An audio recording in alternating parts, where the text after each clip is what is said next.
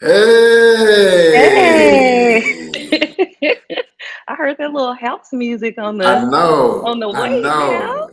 This little lo-fi hip hop channel they have on this Right. thing is it's on point. It's on Yes, point. yes. I love lo-fi music. Yes. Yeah. Absolutely.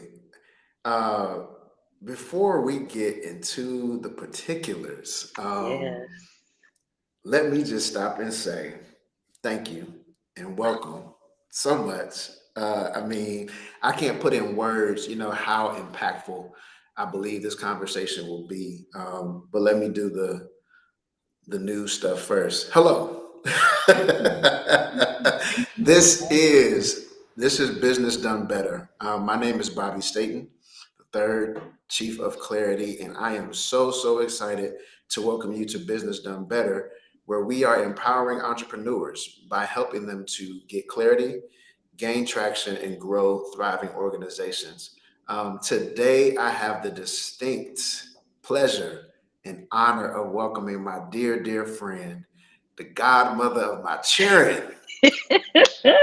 Yes, Yes. we Yes. the still water runs deep. Woo. This is someone who's very near and dear to my heart. But in addition to that, she is also a very gifted, seasoned professional in the mental health profession, and she's gifted. Okay. What she will share with you all today, I'm sure will bless you and empower you, and shed some light on some things that you may be trying to sweep under the rug. Me too. So, without any further ado, I would like to welcome Mrs. Brittany Jones to Business Done Better. Thank you. Thank you. Thank you, Bobby. Thank you. I'm so happy to be here and to participate in this conversation. And I say that specifically because many of the things that we'll talk about today have applied to me and still apply to me, Same. even as a seasoned professional, even as an entrepreneur, someone who's um, been in the mental health and wellness field for coming up on 10 years now. And so Wow. we still Wow. kind of, yeah, isn't that crazy? That Even is though we crazy. were I was in this there. journey together, right? Yeah. And so I'm just happy to be here and to be a part of this conversation and to hopefully offer something up today that does empower entrepreneurs. Some of the things that we experience often and how to really move through those. Yeah, I'm excited to get started. And thank you so much, Bobby, for asking me. It's an honor and a privilege to be a part of Business Done Better as well. Thank you. Thank you. I appreciate you joining. Um, Let me kind of set the stage for the conversation today, and then we'll jump right into it. Is that cool? Yeah. So I think a lot of times, especially in the world that we live in today, the word, the idea, the concept of being an entrepreneur is glorified. I mean, you Yes. can't pull up whatever your respective social media channel is without someone, flexing on the gram, or Right. showing off, or shaming somebody for what they're not doing, or whatever the Yes. case may be, right? Centered around this whole idea of entrepreneurship. And I think a lot of people like the idea of having a business and running a business, Yes. or ownership. Yeah. But oftentimes the narrative that we're not talking a lot about, and I said this in something I posted, I can't even remember where, but I think a lot of times what we find is that there are people, specifically those who are either aspiring to be entrepreneurs or who Yeah. are, Yeah. that are pushing through when we need to be pressing in. Pressing in. And there's so many layers to what pressing in looks like, but I think this conversation specifically is one that I want to have that's just candid and peels back that top layer so that people can understand, especially as we acknowledge Mental Health Awareness Month. Yes. Really talk through, like, hey, here are some of the things that historically have plagued the entrepreneur community, Yeah. from a mental health perspective, and here are some tips and and tools, or maybe even personal experiences that you and I have had, Yeah. might empower someone else, right? Or give them something that they can then use Yes. to further this journey, because it's not just, invoices, payables, and receivables, Oh, jewels and gems. Like, yes, and bags. Correct. yeah, it's not Might not just be a that. bag. It might not be correct. Listen, there might not be a bag. Hear me clearly if Yeah. you are new to business. There might not be a bag. Not be a bag. However, this thing that we have up here, we still got to keep it intact. And Yeah, so, as best we can, I love to just kind of talk through some mental health strategies that I believe would be beneficial to the entrepreneurial community. Does that sound good? that sounds great. X, do That you sounds anything you want great. to add to that intro? Because I'm not the professional here. I'm just the messenger. Well, you said it. I think we'll wax and wane from the professional side of things and the lived experience aspect Sure. of it because, and that's why I preface the intro to say I'm participating in this conversation as much as I'm offering something and bringing something to the table from a mental health expertise standpoint. Um, yeah, you said it eloquently, Bobby. There may not be a bag. There's some very real mental health rigors that go along with the actual process of starting a Mhm. business or making a pivot um, into the entrepreneurial journey. But then also understanding that we are not socialized to believe that we can start a business. So it is this very glamorous thing when we come into it and when the idea presents itself, we're like, oh yeah, I'm gonna do it. I'm gonna start this business. But then in the process of it, okay, well, wait, what is an escort? Who do I need to file what, where? Okay, Right. what does that mean? So of what it takes to develop your business and start your business, there's a lot that we don't know. Right. And that part of it that we don't know is not oftentimes normalized. And so, because it is very much this appearance, or it very much is this image of business owner and what that is perceived to mean in this glamorous way, we're not always willing to admit and own the parts of it that we don't know. Yeah. And No, that's that's super that. important. No, that's so true. That's so true. And I think you just actually offered a great segue to where I would like to start the conversation. So I think if I'm considering those who, I mean, I'll say aspiring entrepreneurs, but anybody who's been in business, you might have been in business 10, 15, however many years, or Yeah. maybe, your entrepreneurship looks more like a side hustle at this point. I love to just kind of talk through. You mentioned we are not socialized necessarily to be business owners. Can you speak more to like what that means when you say the socialization of entrepreneurship? What does that actually entail? Yeah. So essentially, from grade school, we are taught to be in collective thought and Mm, to move through like these steps, right? These progressive right. steps to then achieve ultimately a high school diploma. And then if we are privileged and we have the access to pursue higher education, then that's the next step. And then it's a good paying job and whatever that means. Each Yeah. generation has had its expectations on what we should achieve. And so, if we're pursuing this good paying job, that typically looks like some sort of public or private industry that already exists. That doesn't look like something that we are creating. So we're not always encouraged to think Mm, outside of that system and those mm, steps to see, okay, well, what do you have to offer in this world? What innate skills or tools or gifts or talents do you possess that then you can create something for yourself that will impact and serve the multitude, the masses of people? And how yeah. how do you do that? We're not even taught that in grade school. Right.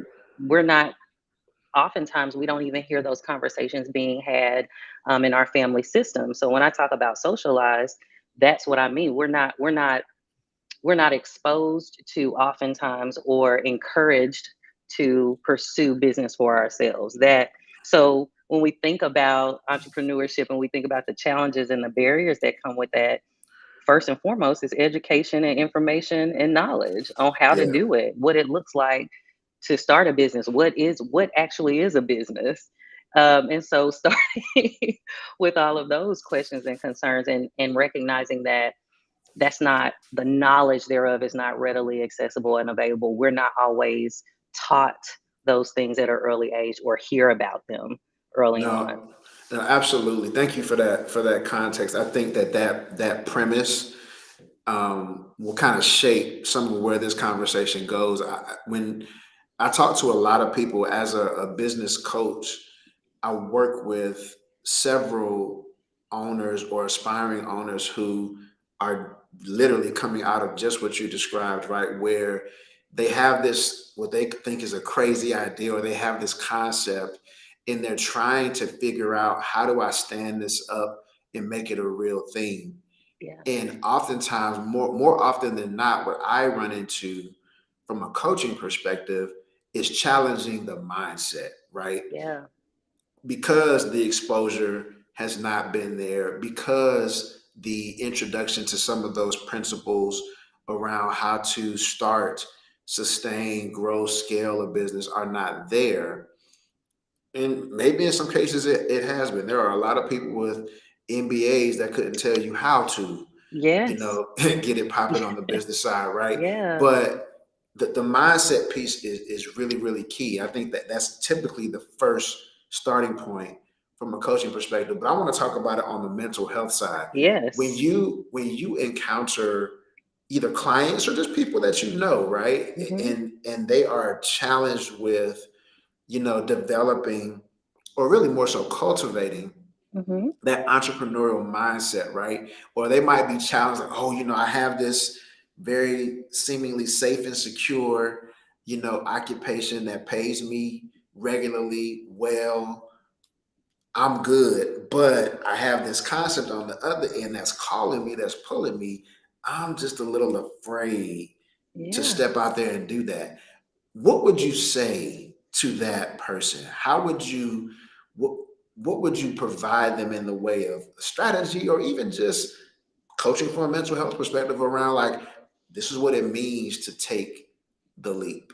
Yes. Yes. And so I take a deep breath at that, because I've approached that pivot moment or that shift moment for myself. But then also, I've encountered that a lot with clients with whom they have, these beautiful ideas. They have a desire to 1000% move in the direction of their passions, whether that is launching a business or whether that's pursuing um, a different career path altogether, because sometimes it doesn't even look like I'm That's launching a true. business. It just means I don't want to do Great this point. anymore. Great point. Um, and what oftentimes I notice that folks are confronted with is imposter syndrome. Mm. And I want to talk about that a little bit. And I'm going to actually read the definition from the Harvard Business Journal. It defines imposter syndrome as a collection of feelings of Mhm. inadequacy that persists despite the evidence that supports you actually can do it, Wow. or despite the evidence that you have everything you need to take the first step, perhaps maybe Right. not take the leap, because that Mhm. sounds a little scary, right? Mhm. So Mhm. when we talk about going up against changing the mindset, the reason why we have to do that, what we call therapeutically cognitive restructuring or rewiring of our thinking, is because typically it's a fear that we are trying to overcome or move through. And Mm. so we would first need to address what supports that fear. What is that thing? What is that stuff? What are those words, that internal dialogue that's saying to you that you wait, you have this beautiful idea over here, or you are passionate about this, or you feel, know, and understand it to be true for yourself, that you need to shift, that you've done everything you can do in this space and it's time to Right. move. Right. What is undermining that for you? What is the fear? And so first, what we would do is identify that in the therapeutic space. What are those fears? What are those real concerns? Because oftentimes there are real concerns about financial stability. There are concerns about, where do I even start with this? How do I take this from an idea to something that makes money? Because at the end of the day, we do have to consider that bottom line. But for Come on so now. many of us entrepreneurs, it's deeper than that. It feels Yeah. like something that we must do Yeah. or that we must carry forward at some point in our lifetime. So it doesn't feel like something we can compromise on, but the fear oftentimes can override that. And the imposter syndrome or the imposter phenomena, those feelings, not not necessarily truth, right? Not facts, but those feelings of inadequacy, those feelings of self-doubt that tells us, yeah, you probably don't want to do that, or somebody's already doing it over here, so you probably won't be as great. We have to address Mm. those thoughts. We have to look at Yes. those thoughts and rewire them, deconstruct them, acknowledge first and foremost that we're having them. That's the first step. That's the Yep. first step. That Absolutely. it's happening, that those words and those thoughts are ever present. And so we would definitely approach looking at those thoughts, understanding what they are, acknowledging them, understanding the root cause of those thoughts, because it may not even be based on this idea that you're trying to pursue. You may have accumulated a wealth of knowledge and skills in your current career path or field of work that supports that you can do this other thing. But the bullying you experienced in your childhood, the childhood traumas that you may have experienced, that Yeah. causes that self-doubt, that causes those feelings of inadequacy, or that challenges your self-worth. We got to go back there. Yeah. We got to go back to that You can't start in the and middle. address that. No, we, for context and for understanding, we acknowledge what's here and now, but Sure. we have to go back to understand the root cause. Mm. So once we've identified kind of what those root causes are that are underpinning the symptoms that manifest right day to day, then where do we head from there? Like we've gone through, we've stepped into the acknowledgement space. What are kind of some of those other phases of overcoming imposter syndrome? Yes. So, one of my favorites that I've done with you, Yeah. is to create a vision board. Man. When we've created those vision boards, it allows us to get the idea of what we want and our vision out to something tangible that we can see. Right. Because even once we've become aware of the root of our negative thoughts or negative belief or this negative self talk that we experience, we still have this thing very much in the present that we're trying to bring to fruition. So Right. if we put it on paper, we can oftentimes see that, you know what, it's not, wait, this is not so complicated, or wait, this may not be as difficult as these voices are telling me, as this thought is telling me. We can use it as the evidence that we need to counter those negative thoughts and beliefs and those voices, to really argue against. We know, in the South, we hear in Southern churches, elders say, I come against I those come things. against. But Listen. it's truly countering. We use this material, these experiences that we've had in the present, these triumphs, Right. accomplishments that we've had, graduating from college, graduating from high school, even if that isn't our story, the resilience that we've had, we use all of that material to counter these negative beliefs that tell us that we can't do it. And we create Yep. affirmations for ourselves. So, what is actually true about me? I am a person who is competent and capable of achieving my dreams. And that means that I'll have to get the information and knowledge and support to do it. So, creating those affirmations to remind ourselves that it's possible, but here's what we need in order to make it happen. So, affirmations are not just useful to make us feel good about ourselves, they're truths. And I think That's that right. that's kind of one of the things that I've noticed about affirmations when I see them on social media. I think it's beautiful for people to have those examples, but I also think it's important and imperative that they come from you and that they're based on the truth of your experiences, because they'll stick. And so that helps to reshape and rewire that thinking. I want to pause for 1 second. What you just said, I want to make sure people get this. Okay, correct me if I'm wrong. Affirmations, in and of Oh, themselves, the words that we speak from our mouth, first and foremost, should yes, be our truths, yes. not what we copy and paste it from somebody Mm-mm. else. not what we heard somebody else say that we thought was cute. Our truths, what we believe to be true about ourselves. Yes. First and foremost, boom. Those are what Yes. that's what affirmations are. However, or and those affirmations, when spoken, have the power to reframe and rewire our mind. Am I hearing that right? Absolutely. Yes. Yes. Our words have power. They have power, they have influence. If the words that are unspoken, that are internalized, that we're hearing, that voice that we're hearing on the inside has the power to impact the way I think in a Yeah. day, the way I feel that day when I wake up, and the way that I behave that day when I wake up. Imagine how powerful my spoken words are, my externalized words can be. Right. So, you mentioned what else can entrepreneurs do to then address those negative thoughts and beliefs, and then the root causes of them is to definitely engage in therapy. And of course, I'm going to always be proponent of therapy as a therapist, but having that safe, confidential space where you can sit Yes. and tell the truth about your experiences and about your story, and understand how those experiences have impacted you in every area and aspect of your life, not just in the entrepreneurial space, because what shows up there is going to show up in your other relationships. What shows up in Hmm. your relationships in other areas and aspects of your life will show up in your business. So Yeah. it's important for us to understand and know what that looks like, for us Right. to begin the change process. And Yeah. then embracing with acceptance. I think that acceptance is so beneficial um, in the entrepreneurial journey, and from a mental health standpoint, when you accept that this journey might be tough.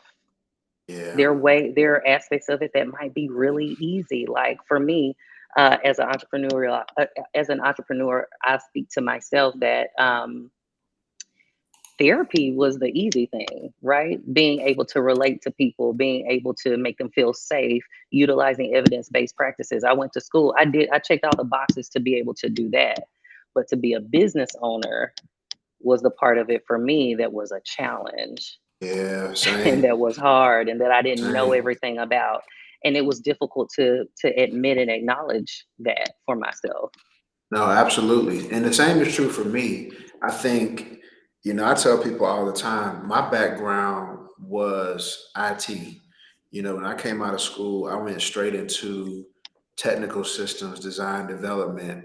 Although I had a minor in business, the application of those principles, I didn't have that, right?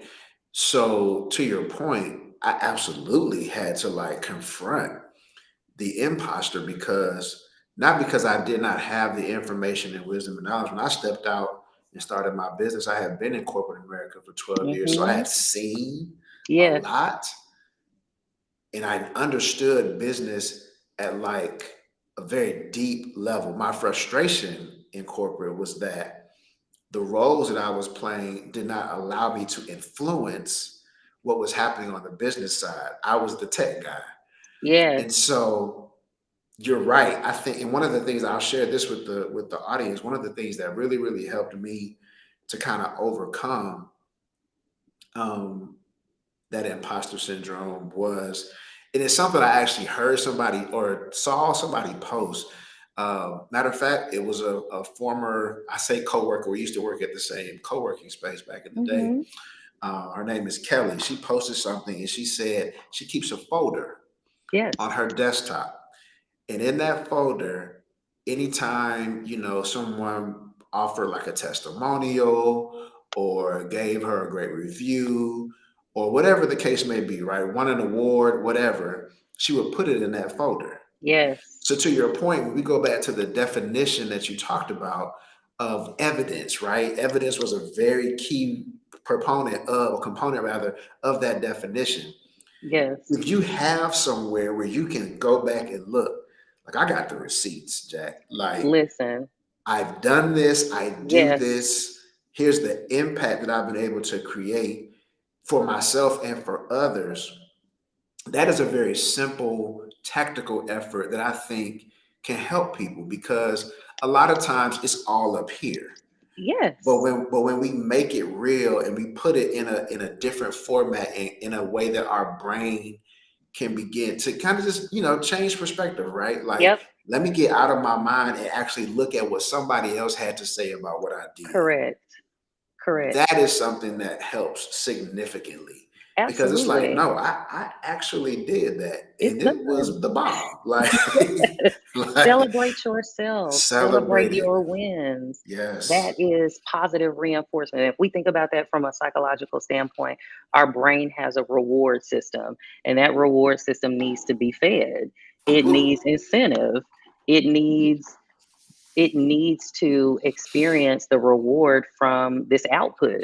Right. So if we're constantly, um, spinning our wheels and we never take a moment to pause and say, okay, well, how did that? If I have a catering service and I cater an event for 1,000 people, and I'm so busy packing up and I'm so busy making sure my invoices are paid, and I because I got to do that, got to get paid. Hmm. But if I'm doing Hmm. all that and I never take a mindful moment to Yeah. pause, to breathe, self reflection in that moment, Right. introspection in that moment, and say, well, how did that really go? How did I feel after doing this big thing? I did a big thing Yeah. here. How did that make me feel? What did I experience in my actual body after Yeah. that? And so when we take all of that information in, it's now giving our brain a point of reference to know that, oh, I can Mm. do that again. Oh, again. Oh, again. And not only can I do that again, but I feel good when I do that thing Yeah. versus what the imposter says, which is don't do it at all. Don't even Yeah. try. You Yeah. know what? Hang that up. Don't try. Yeah. Psych, you tried it. Sorry, don't do it. Before you even have the experience to tell you the truth of it or to give you the evidence of it.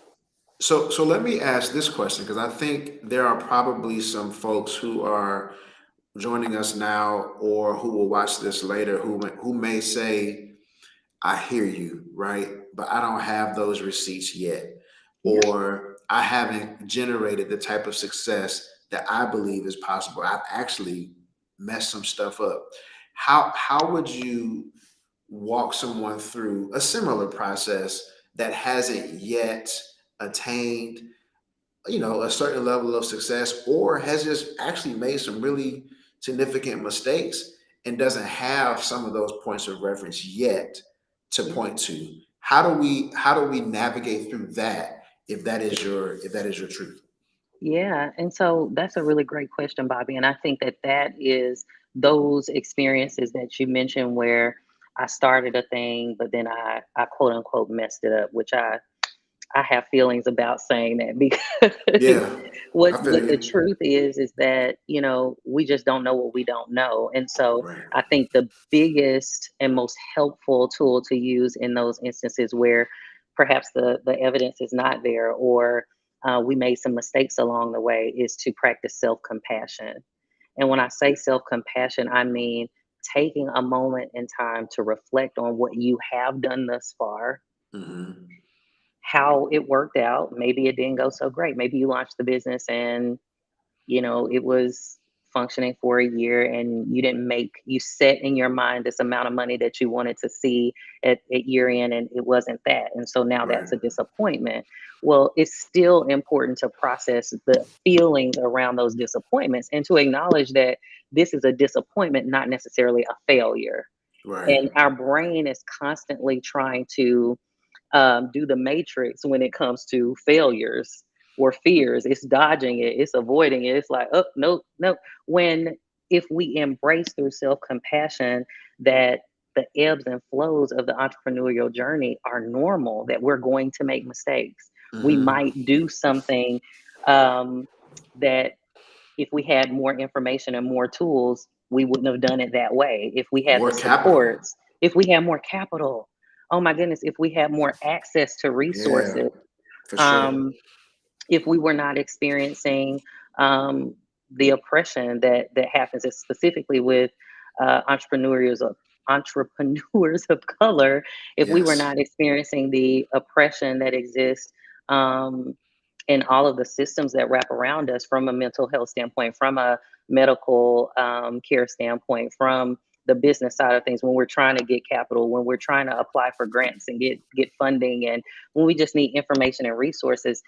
It is it is the epitome of embracing and leaning in when you said, pressing in to the truth and the reality that it can be difficult, but you can persevere. It can be difficult, but you can always come back to it. It's no That's different right. than if you were working a job in corporate America and you were in IT and you said, you know what, I need to take a break from this because I'm feeling a little bit of burnout. I'm feeling overwhelmed here.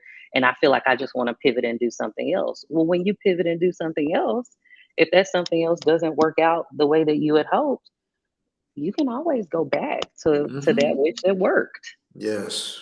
And Yes. so it's truly having that opportunity to sit back and reflect and understand and accept that self-compassion and grace is a necessary set of tools to have Yeah. for yourself as an entrepreneur, because for all intents and purposes you are doing a new thing. Thing. And when you're Yes. doing a new thing, whether it's riding a bike, whether it's learning how to swim, whether it's launching a business, you might step your toe in, then get back out. Yeah. You might jump in and then realize, oh my gosh, wait, wait, I Wait, need some more I thought that skills. water was I thought that water was cold. It's very hot. Let me It's very it is very yes. deep. Let me get back over Yeah. here in the safe zone. You might Right. have to engage in that kind of push and pull until And you that's get okay. to a place that feels comfortable, and That's right. that's the reality, and that's Yes. okay. Yeah. And as you mentioned, it's the glamour of it that we see on the highlight reels that is social media, that makes people think, oh no, when I launch, I gotta launch and then I gotta be at level It got to 10. be a. It's a It's 5-figure launch. oh, That's the new. that's what That's it the new is. hype. We got to have a 5-figure launch. Yes, that would be great. However, if it's not Yeah. 5 figures, that's okay too. Yes. Because one of the things that I hear a lot of people say now, and I agree with it. I love this phrase. I don't know who started it. If it's yours, take your credit. But it's not a win or lose. It's a win or learn. Right. Yes. That to Absolutely. me, so to your point earlier around how we rewire and reshape our mindset, if I'm going into something new Mhm. with that understanding that either I'm going to kill it or I'm going to learn something that's going to help me kill it, it's an infinite loop. This is what we Yep. call it in the tech space, right? Yep. When you were programming, you created some code, but you didn't put an out in the code. We call that an infinite loop. You're just going to Mhm. continue to just circle the block. That is essentially, I think, when I think about entrepreneurship and really just anything in life, right? I think we have to learn to adapt, get away from the fear of failure, Yes. and lean into the experience of learning, Yeah. right? Like when you're, I'll be candid. This is one of my favorite things to talk about. I was actually just talking to one of my line brothers about this the other day with respect to his son. We were talking about math. Uh-huh. And now I thought I was pretty tough in math. Like, I had my thing Human together, calculator. Yes. yeah, I'm the human calculator. You throw some numbers at me, I'm gonna give you the answer, right? Yes. Until I got to geometry. Mm. Mm. Geometry wore me out Yeah. because why would you ask me to give you some theorems to prove something that you've already proven? For what? It's a waste of time. It's a This waste of sounds like, time. yeah, Why you got me doing this? Y'all already proved it. I'm gonna just take this and solve the problem. correct. Right? But so for I struggled in geometry, algebra, trig, Yeah. those different topics, breeze. Geometry, your boy Yeah. was in deep water. So I bring that up to say it got to a point where I was so anxious going into the tests that I couldn't even show up and perform if Yeah. I knew the information Yeah. because I was so afraid of failing that I was not able to embrace the opportunity of really doing what I was learning, you Yes. know, and, Yes. and, and resting in that. And so I think the one thing that I will add to what you've already shared is that as entrepreneurs, we gotta get away from the fear of failure. You hear it all the time. It's a cute phrase, but it's real. Fail fast. That's a Yes. real thing. Lean into it. Lean into it It's because part of it. You fall off it's a a bike part of when it. you learn how to Sure ride it. do. You Knees skin a scarred knee up or till this two. day. You Yeah. skin a knee or two, and it's Hmm. unpleasant, right? Yeah, for sure. Um, it's not comfortable. It kind of plays a trick on the mind because our brain has a, you know, it protects us from fearful things. So then you have to kind of almost trick yourself into doing it again. Yep. Like, let me get on this bike again and try again. Right. I Right. remember the point of reference now because your brain is a set of templates. It downloads the experience when you have it and it Whew. refers back to it. Yeah. It is a powerful mechanism and a powerful instrument, but it remembers, it downloads the information. And so if my first point of reference is I got on this thing and I fell off and I hurt my knee and ouch, your brain is going to be like, probably don't want to do that Yeah. again. Probably want to avoid that ouch. Right. Let me miss Probably, that but pain. then but then that Sure. reward center is like looking at and assessing everyone else floating and gliding around on their bikes, and they're like, "Well, I want to do I it. want Let to me try ride this too. again." Yeah. Yeah. And so it's much the same on this entrepreneurial journey, and it's important to embrace. I think when we think about getting away from or getting over things, I think that's what causes a lot of anxiety and a lot of Mhm. distress because the reality is that we move through it. Right. We figure out ways in which to navigate through it. That's where brain dumping your thoughts in a journal comes into place. Like writing down, what am I waking up feeling this morning on this entrepreneurial journey? Or as I'm at this job where I'm completely burned out and know I need to make a pivot, what will it take? What do I feel like it will take to do Yeah. that, to make that decision and choice for myself? And just getting that out of your brain so that you can create more capacity to learn the information that you need to make the decision to move. We can't crowd our brain up Mm. with all of this worry and fear because then it truly does shut down our ability to think rationally and to have Strategically engage in too. that reason, yeah, strategically about how do I Hmm. move forward. Here's the thing that I want. Here are the thoughts that I have, but how do I move forward? Well, when we're in Yeah. an anxiety induced state, or when we are experiencing depression, which clinical studies have shown that entrepreneurs experience generalized anxiety and depression Hmm. as a result Hmm. of these negative thoughts and these negative beliefs and this fear of failure. So we can get into a state of paralysis and never move forward. Right. Right. And I think you stepped in it, so I'm gonna go ahead and go there with you. But the yes, I think I want to go back to something you said and segue to this next topic because I think it's important that we touch on this one too. You talked about how our inability or our unwillingness, rather, to depart from some of those things that we're holding on to mentally and how that clouds our ability to think rationally, think strategically, so on and so forth, and how that can contribute or even accelerate Yes. burnout. I cannot tell you how regularly, self included, I encounter folks that are either clients or peers who, especially coming out of 2020, 2021, twenty twenty Ooh, two on the low too.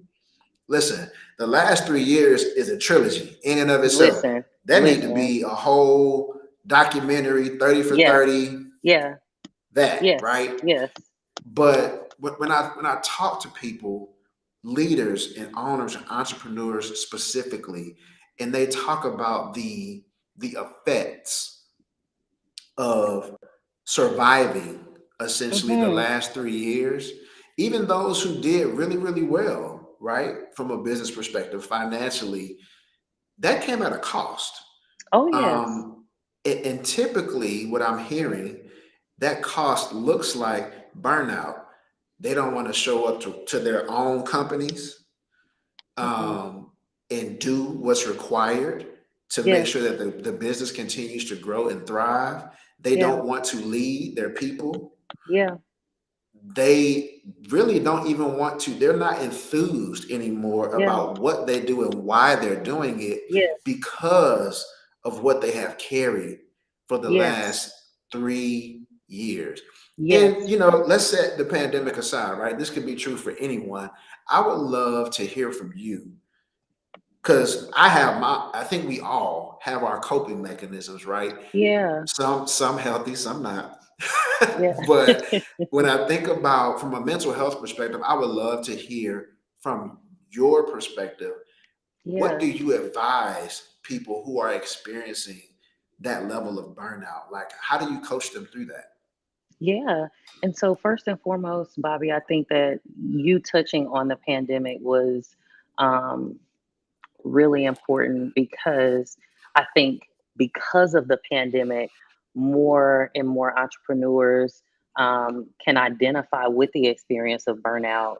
Um, More so than they would if it had not been for the pandemic, because everything changed. We had to work from home. We had to um, Deal with be them in the presence of cheering round the be with our clock. children, our families around the clock. There was no healthy Right. compartmentalization of Absolutely. roles that was happening. And even if we did, like you said, there were certain businesses that did really great, but there was not a lot of focus on our self care.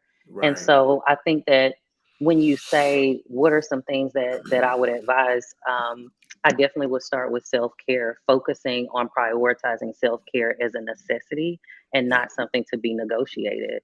Mm. And I think that oftentimes we negotiate with um, the idea of self care and with the idea that to prioritize our needs. And I'm talking about very basic fundamental needs like, did you Mm. eat today? Hmm. Did you get enough sleep? Are you getting adequate sleep? Um, do you have safe shelter? Right. Are you connected to people that are supported? Are you connected and have relationships that are safe? Um, do you have a safe space or safe person that you can go and share these feelings and these experiences with? Do you have the resources to be able to get the support in the form of coaching, in the form of business coaching, business consulting, therapy, all of those things? Do you have the resources for it? Are your basic needs of just regular medical checkups? Are you getting the regular physicals and screenings that you need to make sure that physiologically in your body you're healthy and well? Because we know with burnout, that's the cumulative impact of pushing through that stress, that cortisol built up in your body that then Hmm. leads to a sense of defeat, avoidance of work, um, getting away from what caused you to even want to desire this business or have this idea. You're completely detached from that. And so thinking about first, what I would do is definitely encourage the person to take a break. And a break might look like I put some of my roles and responsibilities within this business down for a minute.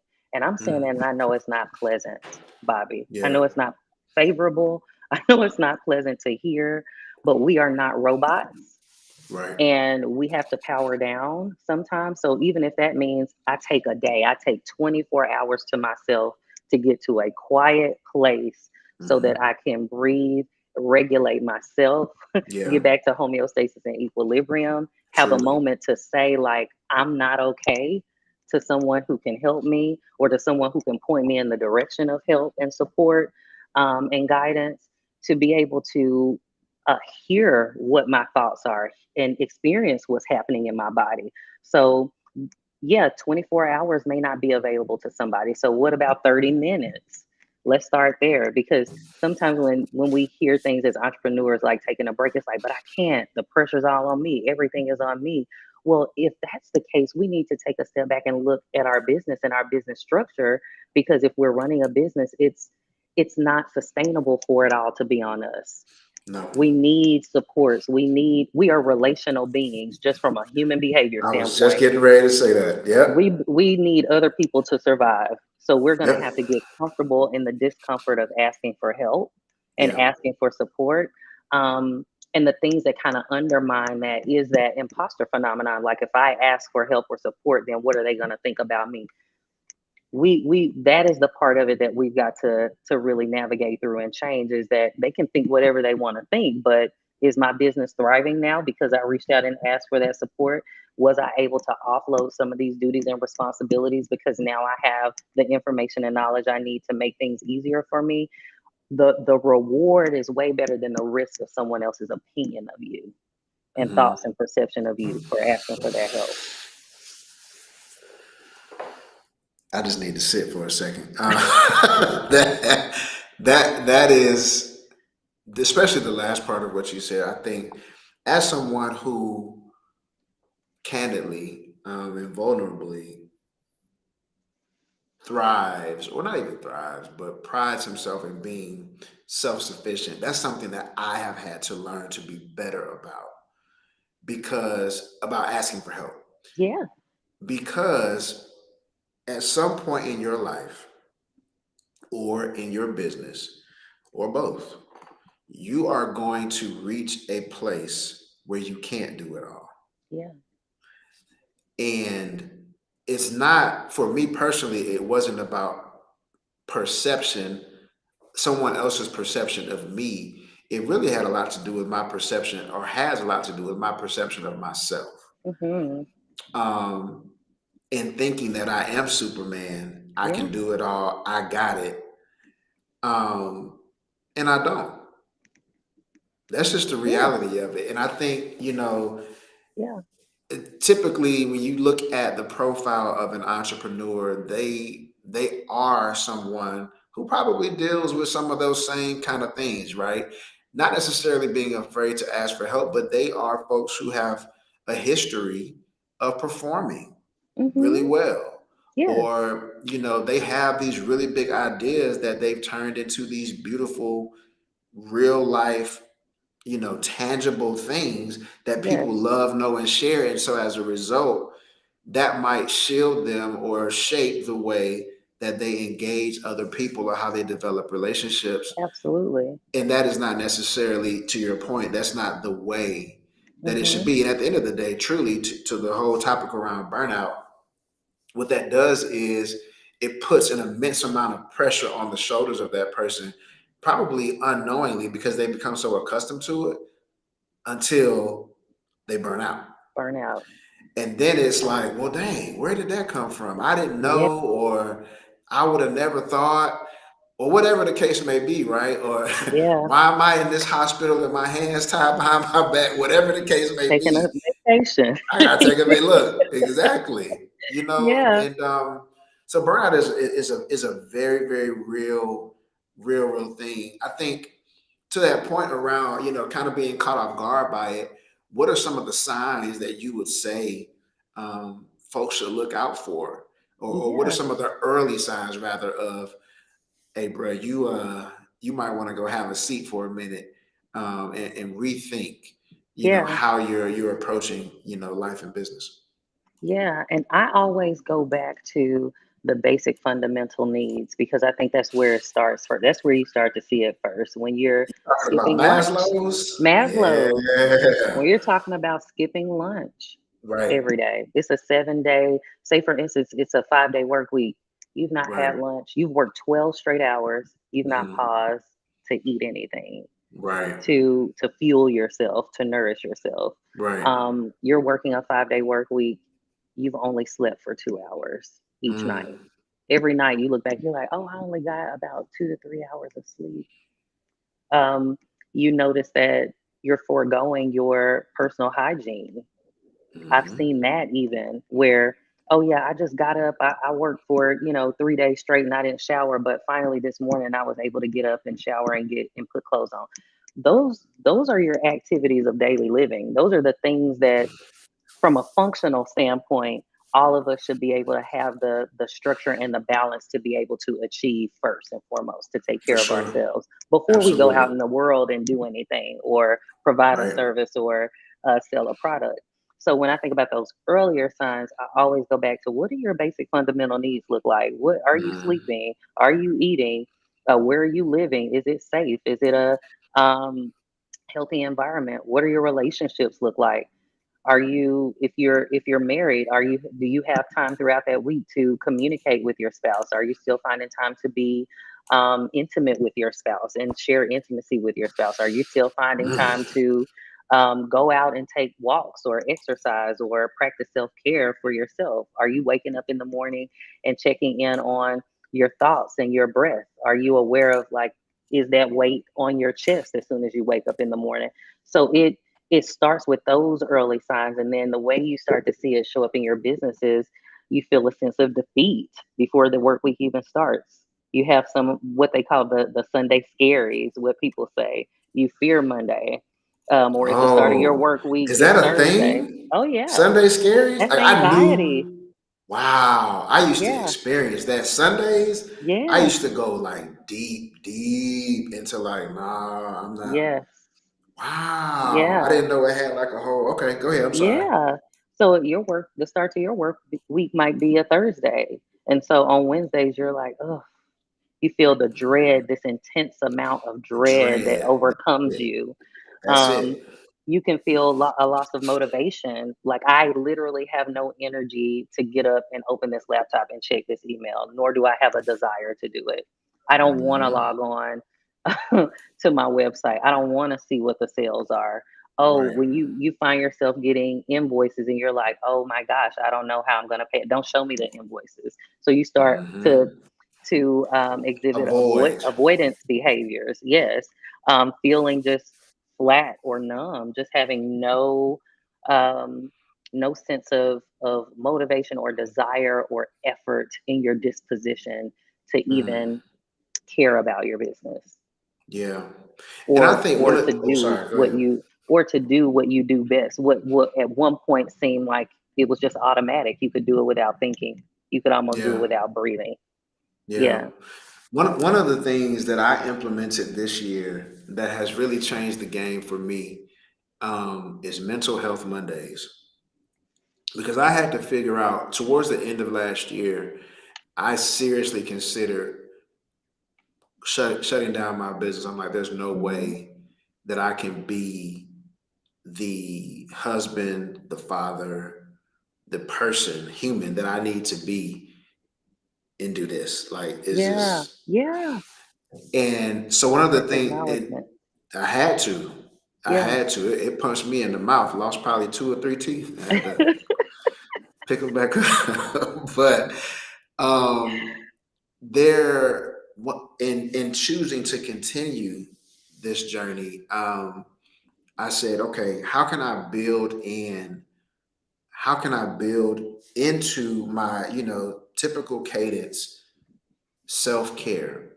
Yes. And self care may look different for everybody, but for me, I just needed a day to Yes. just do me. Yep. Um, Whatever that looks like for that particular week. It could mean going for a walk. It could mean going to. I love to go. This is how I know I'm getting more seasoned.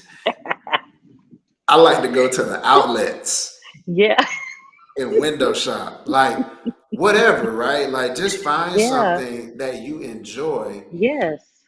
And so I say this I discuss this with my clients, but I'll share it here as well.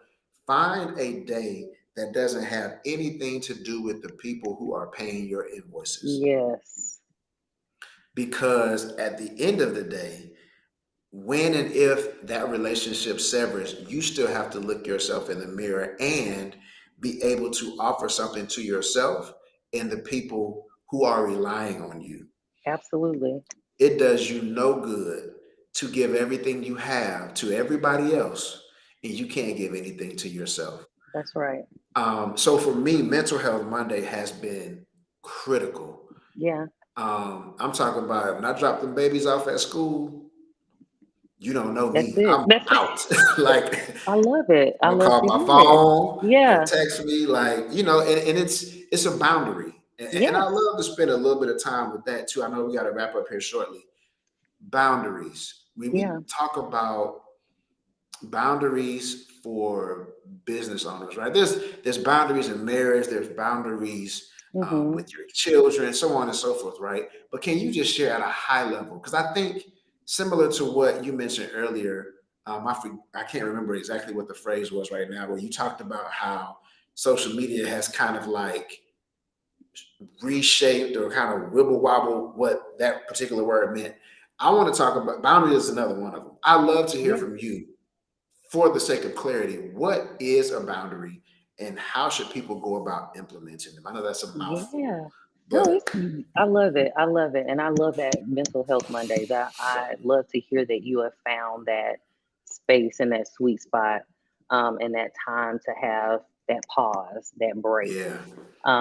But yeah, when I think of boundaries and the way I typically describe it to clients and the way that it most resonates with me is that boundaries, I think if we look at it as terms of engagement, Mm-hmm.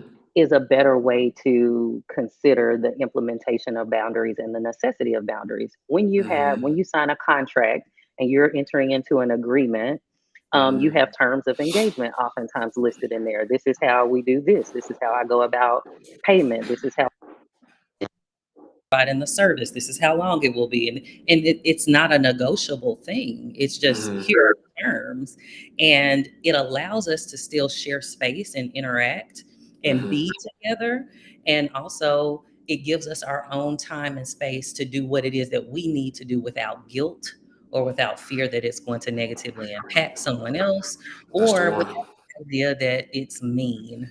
Because oftentimes what I hear is, um, for many clients to implement boundaries or to even begin the conversation around boundaries, it feels like I'm being mean. It feels Mm. like I'm doing something unkind to say, okay, on Mondays and Fridays, I don't have any availability. Right. That's that's just your schedule. Mm-hmm. That has nothing Yep. to do with feelings. That has nothing to do with emotion. That has nothing to do with how you're trying to make another person feel. It's Right. just the schedule. And so when I think about boundaries, it definitely creates this terms of agreement that you implement and that you're firm on and that you get to change them and you get to revisit them if Sure. for instance you realize that this boundary is a little bit more rigid. Like I said, okay, I wouldn't work at all on Mondays, but what I found is that Monday afternoons are good for me. So that Mm-hmm. means you go back and revisit the boundary and say, okay, I have availability on Monday afternoons from noon Mm-hmm. until 5 p.m. So Mm-hmm. they're not these harsh red lines that you can't ever go back and change or Right. revisit, Right. but do allow people to understand how they are to interact with you and engage with you, and it Yeah. also helps you to understand your capacity and your limitations so that you're Mm-hmm. not getting to that space of burnout. If I know that working 5 days a week for me is going to be too much, and I recognize that I'm really good, my sweet spot is 4 days a week, well, that's going to be my schedule. That's it. That's it. And you're gonna have to be okay with it. You And being whoever. Right. you have Yeah. to be okay. You For you sure. have to be okay with that. That's a part of the Absolutely.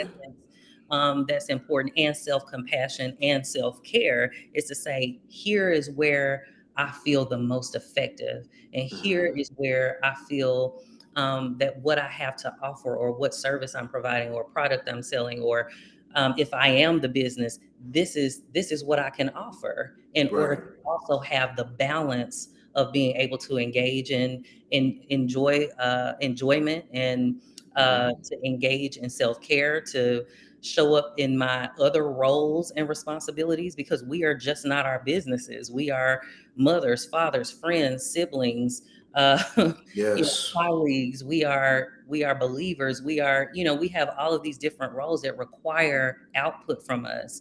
And Mm-hmm. so if we're not balancing the business to all of those other things, that's what leads to burnout. There is a disproportionate amount of us that is pouring into this one area and aspect of our lives, leading us to neglect everything else.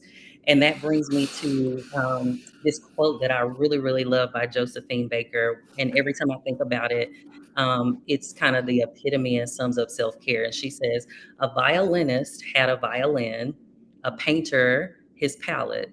All I had was myself. So I was the instrument that I must care for. Listen, and with that, we are going to wrap this up. Man, that I've never heard that quote before. Amazing. Wow. And Josephine Baker, for those that don't know, is one of our most treasured Wow. entertainers. Yeah. So To hear it from her mouth is a big dang deal. Listen, before we wrap up, Brittany, I want to tell people where can they find you, where can they connect with you. Yes, yes, yes, yes. Yeah, My website, www.joingracewellness.com. You can also find me on Instagram at Join Grace Wellness. You can also find me on LinkedIn at Grace Wellness. And so, please, if you're considering moving in the direction of therapy, you can always visit our website again. It's www.joingracewellness.com. Schedule a free 15-minute phone consultation with myself or the other therapists on my team, so that we can begin to address some of these concerns that you may have after this presentation. If you feel like some of the symptoms or things that we've talked about associated with imposter syndrome or with burnout resonate with you, we can talk through what it looks like to start that journey to healing and to wellness. And thinking about you being the business and being a part of the business. A healthy business means that there's a healthy owner. And come so on we've now. also got to think about that and consider that. So we love to have you, love to see you soon. And thank you so much, Bobby, for this opportunity. We might have to do a part two. Listen, I think the people need it. I know Yeah. I wouldn't be mad at it. Let's definitely do Love that. to I'm have down. you. Yeah. Absolutely. Real quick before we sign off, folks, if this is your first time, this is something that we do every month. Business Done Better every third Friday of the month. We're going to touch on a different topic. Next month, we're going to touch on teams and culture. Scattered, capped, and smothered, managing a distributed workforce. Coming out of COVID, a lot of us have remote workforces, and we are feeling the pain of that for those that haven't learned yet how to manage your team and make sure that we're still moving towards the outputs that we're after, the outcomes rather that we're after. So that will be next month, third Friday, same time, same channel, 12 p.m. Eastern Time. Thank you again, Brittany, so much for your time. It's a pleasure to have you. We will definitely do a part two. And for those that have joined us today, thank you so much for your time. Y'all have a great rest of your day.